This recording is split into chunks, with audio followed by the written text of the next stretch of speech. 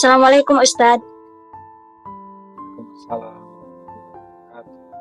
Ya, saya Titin Fatimah dari Tasikmalaya, mohon izin bertanya Ustadz. Bagaimana ayam potong atau daging sapi yang dijual di pasar? Bagaimana cara memastikan bahwa daging tersebut halal untuk dikonsumsi? Terima kasih Ustadz. Assalamualaikum warahmatullahi wabarakatuh. Waalaikumsalam warahmatullahi wabarakatuh. Yang pertama, kita tahu berdasarkan ada di beberapa kota yang Majelis Ulama Indonesia mengeluarkan surat bahwa rumah potong ini sudah melewati proses, walaupun kita tidak melihat detail secara mata kepala kita melihat. Dengan sama seperti Majelis Ulama Indonesia, Kementerian Agama mengeluarkan label halal pada produk makanan. Asal sudah ada itu, begitu juga dengan barang impor. Ini rumah makan Minangkabau. Bismillahirrahmanirrahim. Cukup. Itu qarinah, indikasi.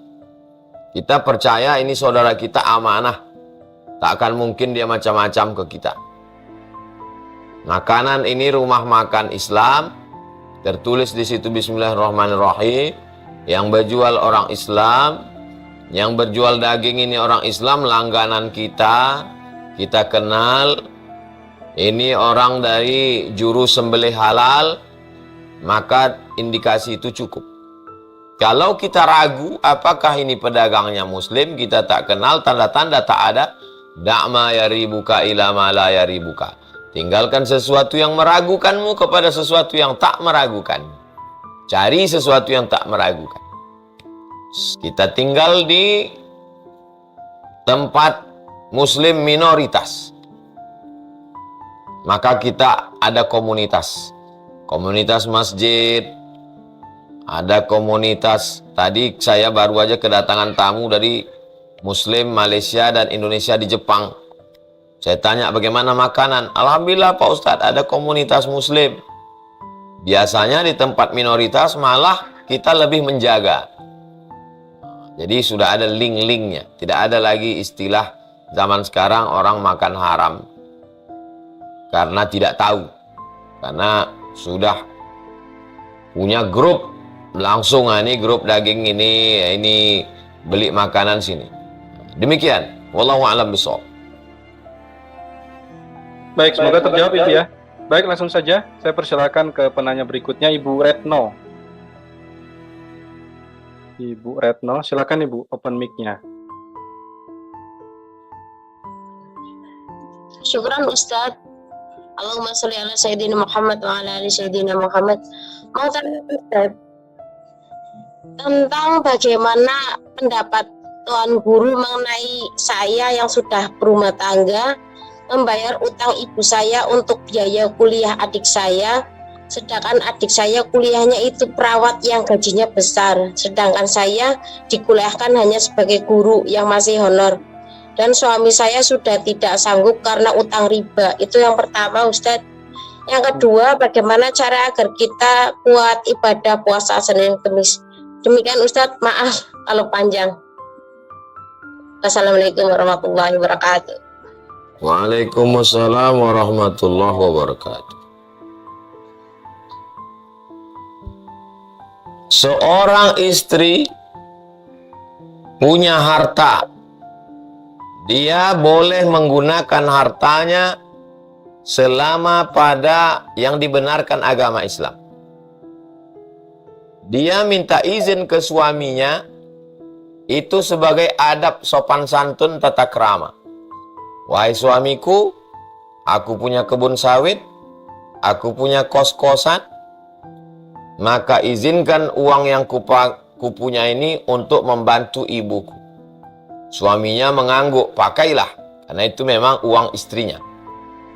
Kalau istri tidak punya pemasukan, bukan pegawai, tidak ada kos-kosan, tidak ada kebun, yang dipakai duit suaminya, haram dia pakai duit suaminya untuk kebutuhan di luar rumah tangga. Sama seperti mencuri. Dia sudah mengkhianati suaminya.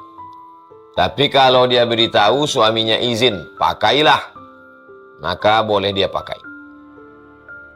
Seorang perempuan mau menolong ibunya, hukum menolong ibu yang tidak mampu. Seorang anak memberi nafkah, saya wajib memberi nafkah pada 3. Istri, anak, orang tua. Jadi kalau seorang memberi kepada ibunya, itu memang wajib memberi nafkah. Kalau dia punya income, pendapatan. Kalau dia tidak punya pendapatan, maka dia tidak bisa memberikan sesuatu. Karena harta yang dia dapat dari mana? Kalau dia dapat dari suaminya, dia mesti minta izin. Suamiku, aku pakai uang yang kau kasih untuk belanja anak kita ini, sekian persennya untuk membantu ibuku. Kata suaminya, pakailah. Tapi kalau suaminya tidak izin, maka si anak tidak boleh memakai uang tersebut. Bermusyawarahlah. Anak laki-laki menolong ibunya. Anak laki-laki menolong ibunya. Anak laki-laki wajib menafkahi istrinya, anaknya, menurut standar urf. Jadi kalau satu daerah itu, standar untuk anak istri 10 juta, dia kasih cukup. Rupanya duit dia 20 juta. Cukup sudah. Lalu uang lebih itu dia tolong ibunya. Maka ini kewajiban seorang anak laki-laki. Itulah mengapa anak laki-laki dalam Islam jatah warisannya lebih banyak dari perempuan. Karena laki-laki mengandung biaya, laki-laki berkewajiban untuk memberikan nafkah. Laki-laki wajib untuk menolong orang tuanya. Ini tentang yang ibu lakukan itu baik, tapi belum tentu benar. Dalam Islam kita melakukan yang baik dan yang benar. Puasa Senin Kamis adalah puasa yang paling dicintai. Kenapa engkau berpuasa hari Senin ya Rasulullah? Zaka yauma wulidtu, hari Senin aku lahir. Kenapa engkau puasa hari Kamis ya Rasulullah? Turfa'u fihil a'mal. Hari Kamis amal diangkat. Wa uhibbu an yurfa'a amali wa ana shaim. Saya suka amal saya diangkat dalam keadaan saya berpuasa. Kalau sanggup laksanakan. Tidak sanggup, la yukallifullahu nafsan illa wus'aha. Allah tidak membebani lebih dari kemampuan kita. Itu tentang puasa Senin dan Kamis. Demikian Ibu, wallahu a'lam bishawab. Ustaz mau tanya, apa hukumnya wanita meminang laki-laki? Ada perempuan, dia punya barang dagangan. Setiap kali barang dagangan dibawa laki-laki ini, laku dahsyat. Setiap dibawa, laku hebat. Akhirnya dia penasaran, siapa yang bawa barang ini? Kok laku terus? Saya mau ketemu sama orangnya. Akhirnya ditunjukkanlah itu orangnya. Ternyata orangnya adalah Nabi Muhammad sallallahu alaihi wasallam. Lalu kata si perempuan ini, saya mau nikah sama dia. Maka dikumpulkanlah pamannya, paman yang ngomong ke Nabi Muhammad sallallahu alaihi wasallam, itu Khadijah mau sama kamu. Kamu mau nggak nikah sama dia? Nabi mau. Ini dalil perempuan kalau melihat laki-laki yang amanah, dia boleh, tapi jangan langsung. Dan laki-laki itu amanah. Kalau laki-lakinya bocor keliling, jangan. Nanti di update-nya status, dia udah nembak aku. Kamu jadi malu. Yang ngomong itu walinya. Bapak wali pun ngomongnya jangan pakai kalimat langsung. Pakailah bahasa-bahasa kiasan, majas. Kebetulan ada anak muda hafal Quran, ganteng, muda. Bapak senang betul kalau dia jadi mantu. Suruh dia datang bertamu ke rumah. Silakan ke rumah ya, ke rumah. Nanti pas datang ke rumah, yang bawa teh manisnya anak bapak. Tawa dia pun nengok.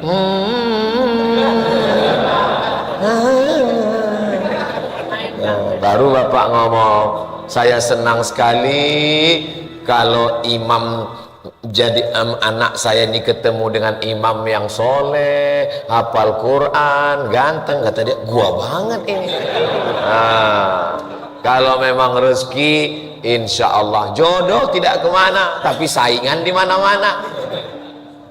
Mudah-mudahan niat bapak tercapai, insya Allah. Amin.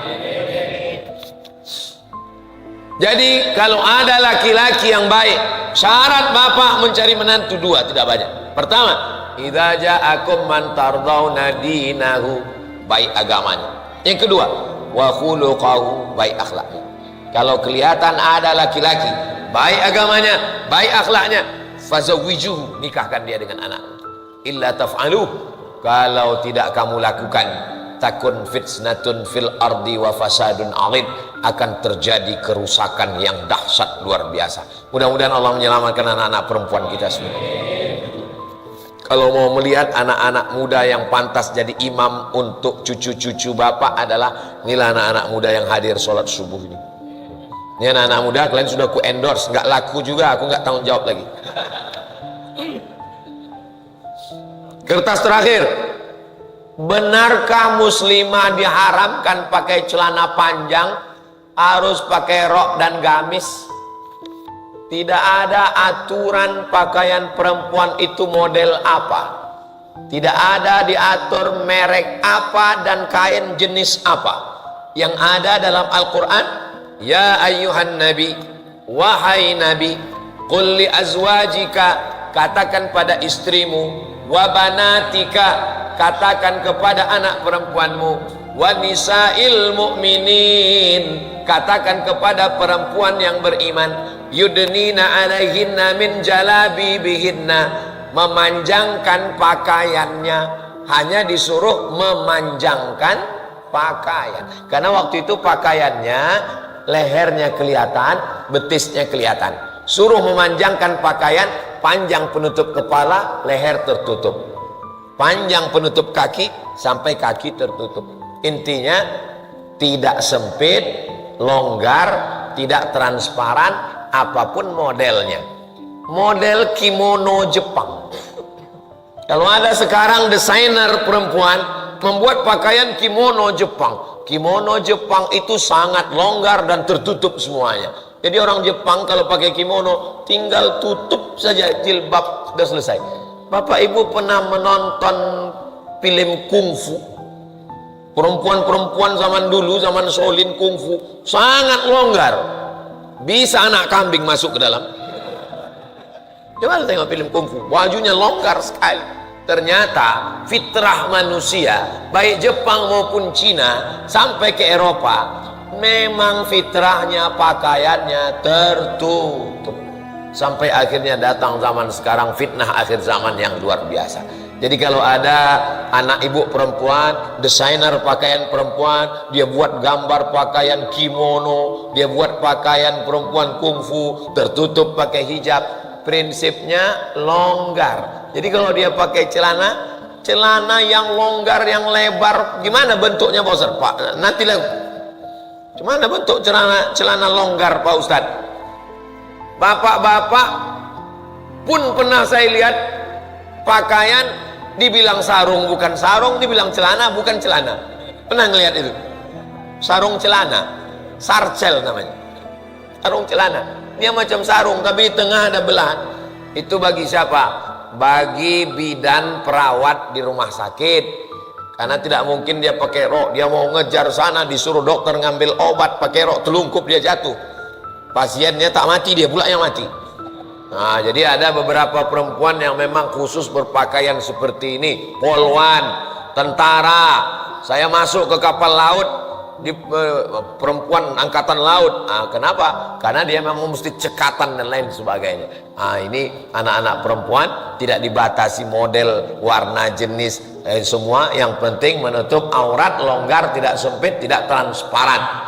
Perempuan, hati-hati bapak-bapak yang punya anak perempuan, la yadkhulul jannata dayyus, tidak masuk surga dayyus. Siapa dayyus itu ya Rasulullah? Alladzi la yagharu ala maharimihi, tidak ada rasa cemburu kepada anak perempuannya. Anak perempuan pakaian sempit dia cuek aja, nyantai aja. Tetangga ngasih tahu malah dia marah. Pak, anak bapak tadi saya lihat pakai pakaian sempit dibonceng si anu. Jaga aja anak kamu, jangan urus anak saya. Padahal tetangga kita sedang mengamalkan ajaran Islam, amar ma'ruf nahi munkar. Mereka bukan mau melanggar privasi kita, mereka sayang dengan kita, mereka sedang menasehati karena melihat anak tetangga juga adalah anak kita, melihat cucu tetangga juga adalah cucu kita. Tapi jangan sampai melihat istri tetangga juga istri kita, itu tak betul. Mudah-mudahan kita termasuk orang yang menyelamatkan anak bangsa ini dari perbuatan maksiat, insyaallah. Pada akhir majelis mari kita sama berdoa, mudah-mudahan Allah menjadikan kita hamba yang beriman dan bertakwa. Negeri kita Republik Indonesia baldatun thayyibatun wa rabbun ghafur. Ala hazihin niyah al-Fatihah. A'udzubillahi minasyaitonir rajim. Bismillahirrahmanirrahim. Alhamdulillahi rabbil alamin arrahmanir rahim maliki yaumiddin iyyaka na'budu wa iyyaka nasta'in. Ihdinas siratal mustaqim siratal ladzina an'amta 'alaihim ghairil maghdubi 'alaihim waladdallin. Amin. Allahumma ja'alna mu'minin, jadikan kami orang yang beriman, waj'alna muttaqin, jadikan kami orang yang bertakwa, wala namutu illa muslimin, jangan sampai kami mati melainkan dalam keadaan muslim. Allahumma ja'alna minal ladzina yastami'una al-qawla fayattabi'una ahsanah, jadikan kami orang yang mendengarkan nasihat yang baik lalu mengiringinya dengan amal yang baik. Allahumma ja'al hadzal balada baladan amina, jadikanlah negara Republik Indonesia baldatun thayyibatun wa rabbun ghafur. Rabbana ighfir lana dzunubana, ampunkan dosa kami, wali abaina ayah kami, wali ummahatina ibu kami, wali azwajina pasangan hidup kami, wali dzurriyyatina anak cucu keturunan kami, wali man hadarana semua yang hadir di majlis kajian subuh ini ya Allah. Rabbana taqabbal minna salatana wa siyamana wa qiyamana wa ruku'ana wa sujudana wa takhasyu'ana wa ta'abbudana. Sempurnakanlah segala amal ibadah kami ya Allah. Allahumma khtim lana bi husnil khatimah wa la taqtim alaina bi su'il khatimah. Rabbana hab lana minas salihin, jadikanlah anak kami anak-anak yang soleh dan solehah. Ketika kami mati menghadapmu, mereka yang membisikkan ke telinga kami la ilaha illallah Muhammad Rasulullah sallallahu alaihi wasallam, kalimatu haqqin 'alaiha nahya wa 'alaiha namut wa biha nub'atsu. Dengan itu kami hidup, dengan itu kami mati, dengan itu kami dibangkitkan di padang mahsyar. Rabbana atina fid dunya hasanah wa fil akhirati hasanah wa qina adzabannar. Wa sallallahu ala sayyidina Muhammad wa ala alihi washabihi wasallam. Walhamdulillahi rabbil alamin. Taqabbalallahu minkum minna wa minkum taqabbal ya karim. Terima kasih segala perhatian, mohon maaf segala kesilapan dan kekhilafan. Dirgahayu Republik Indonesia. Wassalamualaikum warahmatullahi wabarakatuh.